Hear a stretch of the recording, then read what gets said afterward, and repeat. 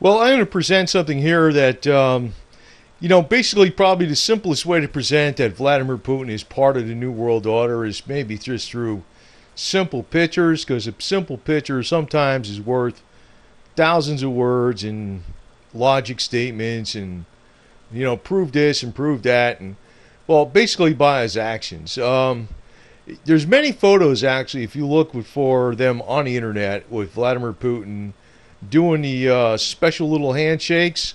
And, a lot of people may not think nothing of that, but I do think something with that because it's one big cozy club at the top. That's exactly how it is.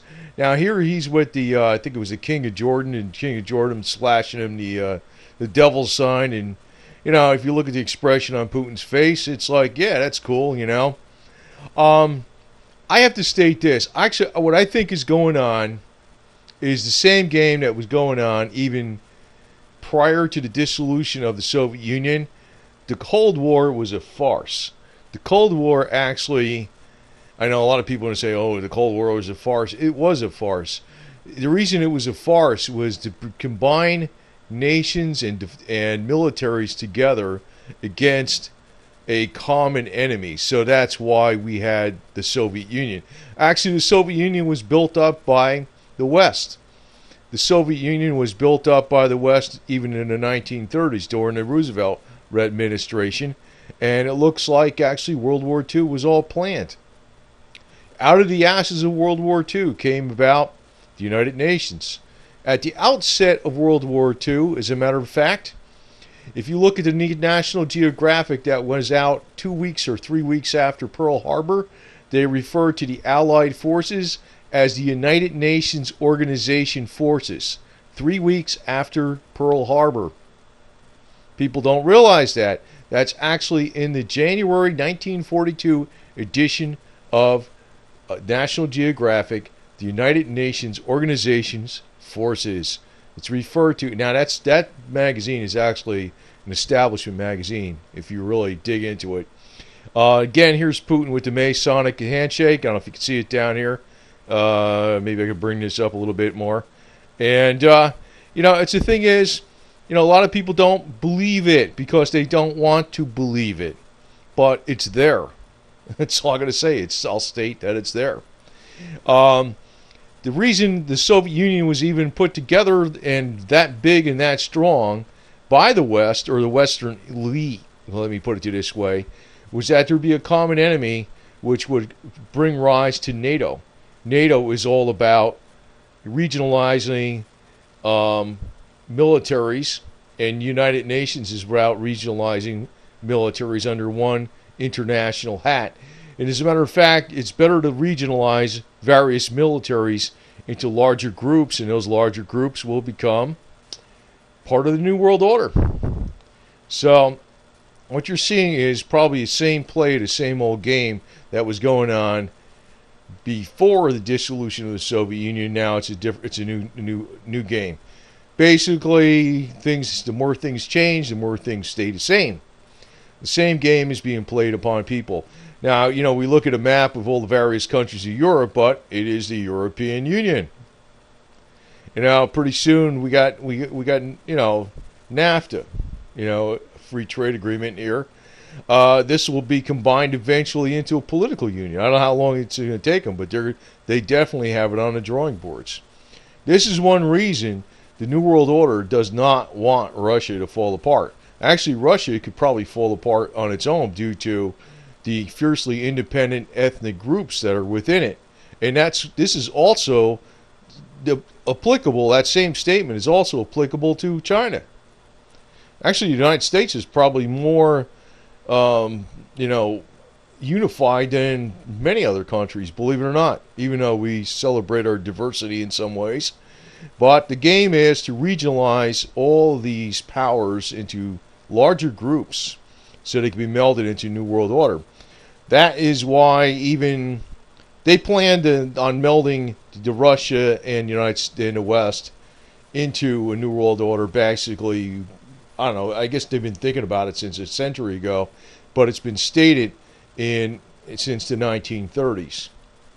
And, of course, the European Union was thought up and drawn up in theory in the early 50s.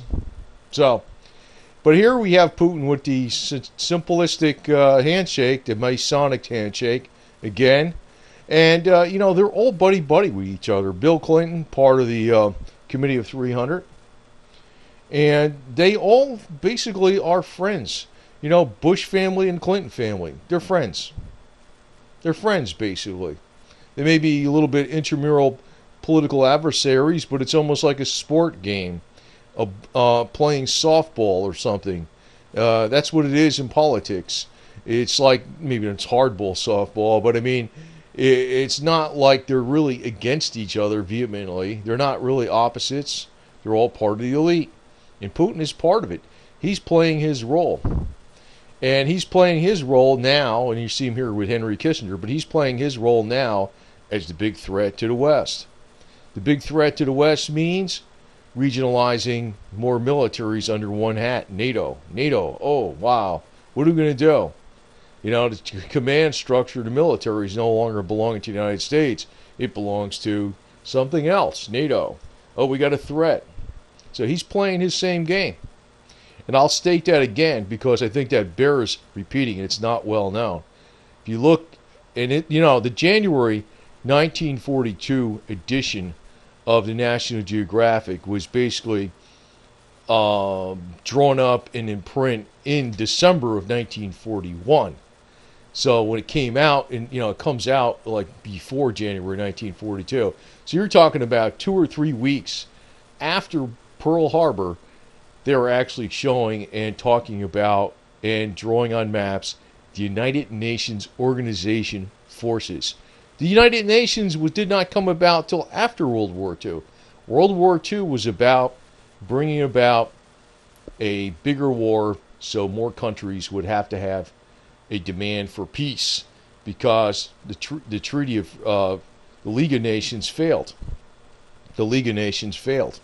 The U.S. Senate failed to ratify it because they realized if they ratified the League of Nations, their treaty-making power could supersede the Constitution. They balked at it. So they needed a bigger war.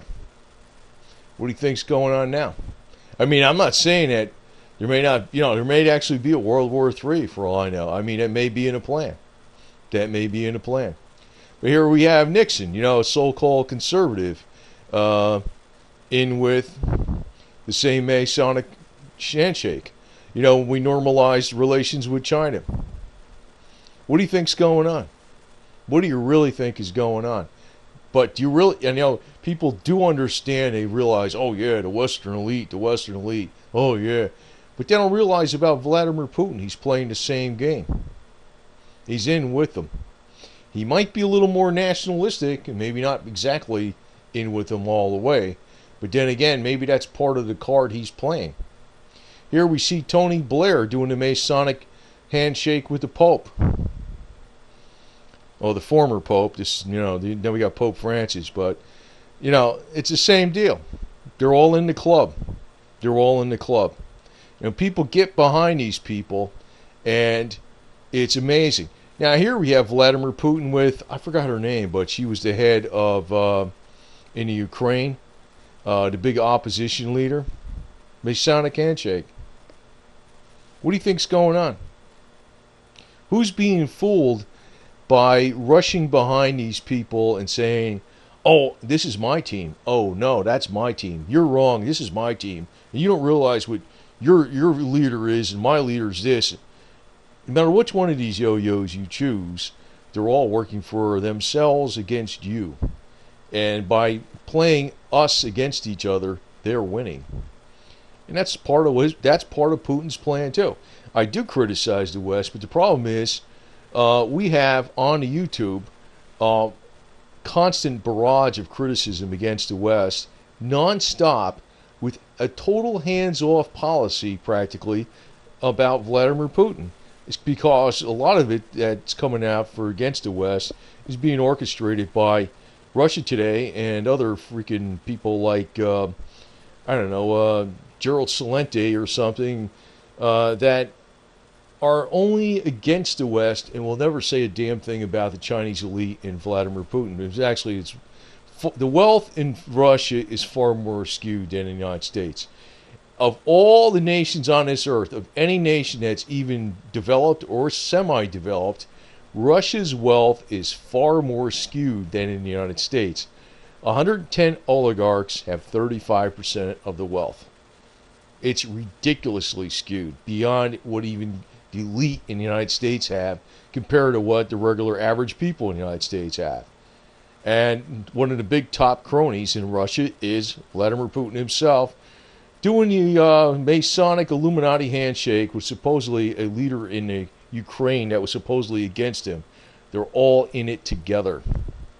Here we have Obama with Vladimir Putin.